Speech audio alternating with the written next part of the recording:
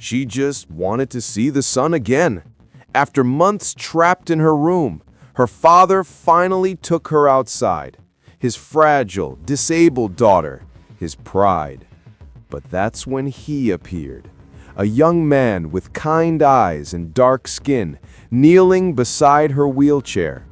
Her father's face twisted in anger. "Stay away from my daughter!" he shouted. The boy didn't move. He simply whispered, "Sir, I'm here to help." No one expected what came next. The truth that would shatter their assumptions and expose the cruelty hidden behind wealth and fear. In that single moment, judgment collided with humanity, and one man's prejudice nearly destroyed the only chance to save his child. What did the boy know, and why did he risk everything to help a family that rejected him? It was a quiet morning in the city's wealthiest neighborhood. Birds sang over polished cars and marble gates. Inside one of those gates lived Mr. Harris, a man who had everything: money, power, and a daughter he loved more than life itself. Emily, his little girl, hadn't walked in months. An accident had taken that from her, and with it, her smile. Each day, Mr. Harris brought her to the garden, hoping the sunlight would do what medicine couldn't, bring her peace. Life had settled into a routine of silence and sorrow. No one from the outside ever came close to their world, until one afternoon, when a stranger stopped by the gate. He wasn't dressed like the others who served the Harris family. He didn't look like someone who belonged there at all. But soon, that stranger's presence would test everything Mr. Harris believed about people, power, and humanity itself. The afternoon sun spilled across the Harris estate, warm and golden, as Emily sat quietly in her wheelchair, watching the garden bloom around her. Her father stood nearby, phone pressed to his ear, discussing business, like always. Then, from beyond the gate, a voice called out, "Excuse me, sir, is everything all right with your daughter?" Mr. Harris turned sharply. A young man stood there, his clothes simple, his skin dark against the bright marble of the house. He carried a small bag slung over his shoulder, old, worn, not the kind you'd expect in a place like this. For a moment, silence, just the rustling of leaves. Mr. Harris's eyes narrowed. "We don't need anything," he said curtly. "You can leave." But the young man didn't move. He glanced toward Emily, her frail hands resting in her lap. "I'm sorry, sir. I couldn't help but notice her condition. I'm a doctor. I might be able to help." Mr. Harris froze, half in disbelief, half in anger. "A doctor," he repeated, his voice sharp. "Where's your license? Your uniform? Who sent you here?" The boy opened his bag slowly, revealing a worn stethoscope, a few instruments, and a folder of papers. "I work with a community clinic downtown. We offer care for people who can't afford private treatment. Enough," Mr. Harris barked, stepping forward. "Do you know who I am? This is private property. You don't just walk in here." Emily flinched at her father's tone. The young man's calm didn't waver, though his eyes flickered with hurt. "I understand, sir, but I saw her pain. I only wanted to help."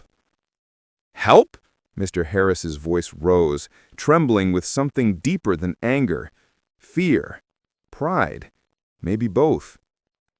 "You think you can do what her doctors couldn't? You think because you pity her, you belong here?"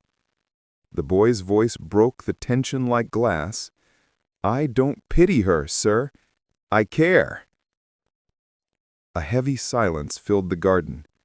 Emily looked between them, her father trembling with outrage, and the stranger who had spoken with nothing but kindness. Mr. Harris stepped forward, blocking the boy's path. "Leave, now, before I call security."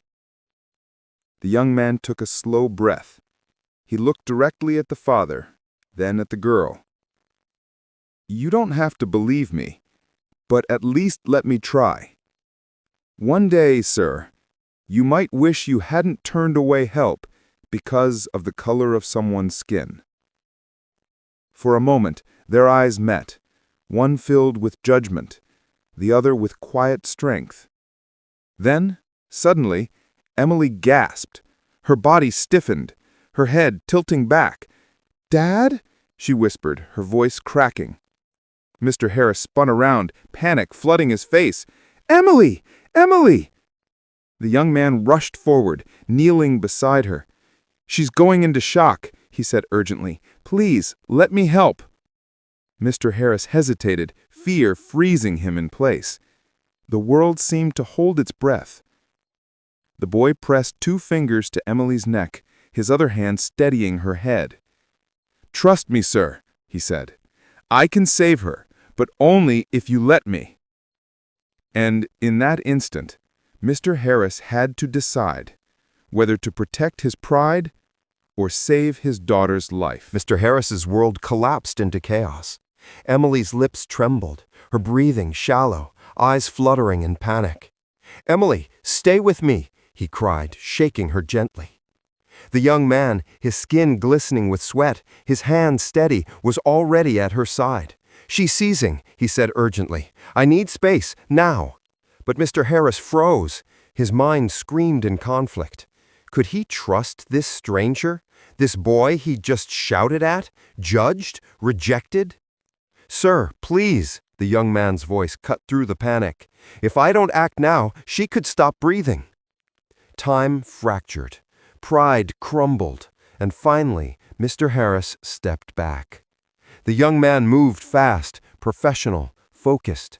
He tilted Emily's head, checked her pulse, loosened the straps on her chair, whispering calm words as he worked.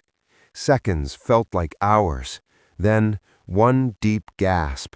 Emily's chest rose again.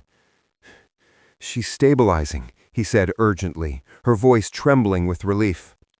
Mr. Harris fell to his knees beside them, eyes wet with disbelief.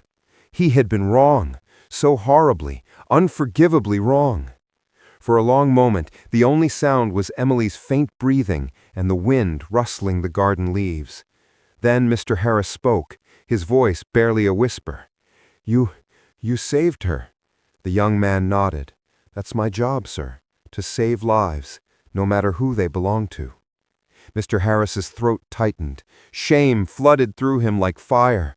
All the words he'd used moments ago, the doubt, the suspicion, the prejudice, now echoed like poison in his own mind. He reached for the young man's hand. I am so sorry," he said, voice breaking.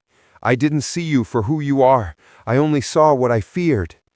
The young man looked at him, calm and steady. "Sometimes," he said quietly, "it takes losing what we love to see what truly matters." Mr. Harris lowered his head. For the first time, the walls around his heart began to fall. But what he didn't know was, this moment would change more than his daughter's life. It would change him forever. The garden was quiet again, but nothing felt the same. The air that once carried anger and mistrust now felt heavy with truth. Emily was resting peacefully, her hand resting in the young doctor's. Mr. Harris stood a few steps away, watching in silence.